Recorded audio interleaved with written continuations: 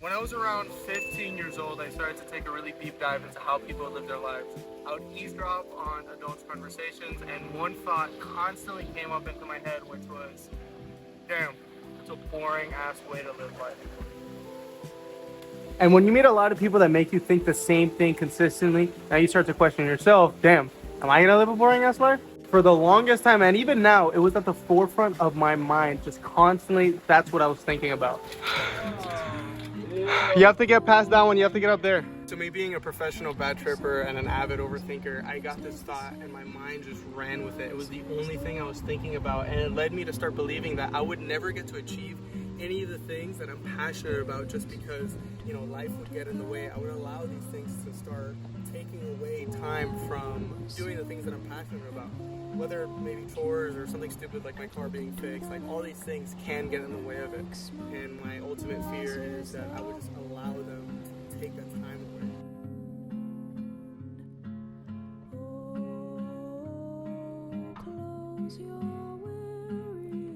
And to summarize all that, I was horrified for my future. I was just petrified that I was gonna live this passive lifestyle and just let things get in the way from me, you know, taking advantage of this time that we have here on earth. We're not guaranteed tomorrow, so that idea was liberating, but at the same time horrifying. It was daunting. I could hear time click in my ears all the time. It was a bad time. It was annoying. I'm not God. God is God. So stop thinking you're God, you freaking dummy. Really think about it, like God makes promises in the Bible, and he says that those promises are for those who actively seek his face and actively seek his guidance, and that it's a promise that he'll take care of us. One of my favorite verses is from Matthew.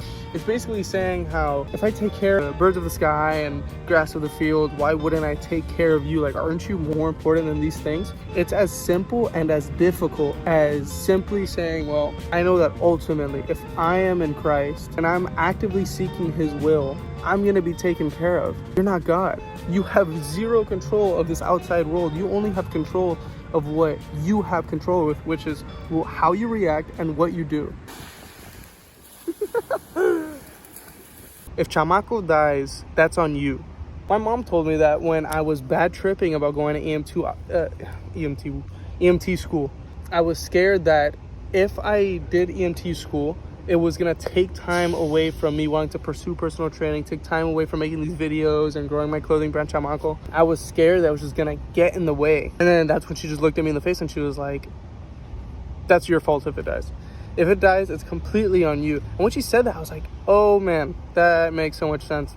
I'm an idiot. It kind of reinforced this idea that I have, which is life is about intentionality. We have to be intentional with all things that we do. Everything that we do is intentional.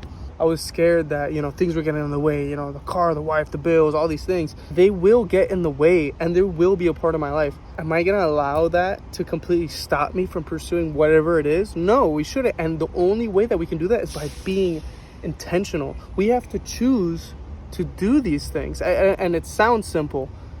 And it's complicated in application because, I mean, it's hard. I mean, think about it like this. Like, if you want to start working out and you're like, oh, I want to work out 4 days a week. But, you know, you work 9 to 5 and, you know, you have a significant other or you got other things to do. It's like your time is used up by a lot of these things. But if you're intentional, you can squeeze in a 15, 20-minute workout. Now, it becomes hard because we don't feel like it. We don't necessarily want to. But if we think about why is it that I want to do this thing?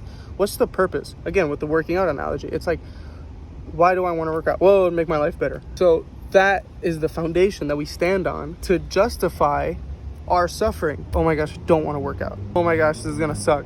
Okay, yeah, but the truth of I want to live a better life still stands.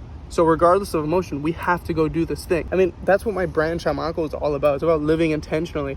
Intentional to not lose that color of life that everyone has in adolescence, but we just lose later on in life. Why? Because we weren't intentional about it. But the second I started recognizing that life is about living intentionally, this fear of living this boring life slowly started to dwindle away. Now, I'm not gonna lie to you. Yes, that thought still comes into my mind. I still get worried about it, but I always fall back on the two things, which is I'm not God, God is God. And life is about living intentionally. if I live a boring life, it's my fault. It's completely my fault that I did that. That's what really helps me make me feel a lot better, and 2 things that I apply to my life that's helped me significantly. I really hope you enjoyed this video. It's a beautiful day in Miami. It's hot as HE double hockey stick in Latin hell. I'll catch you guys later. See ya.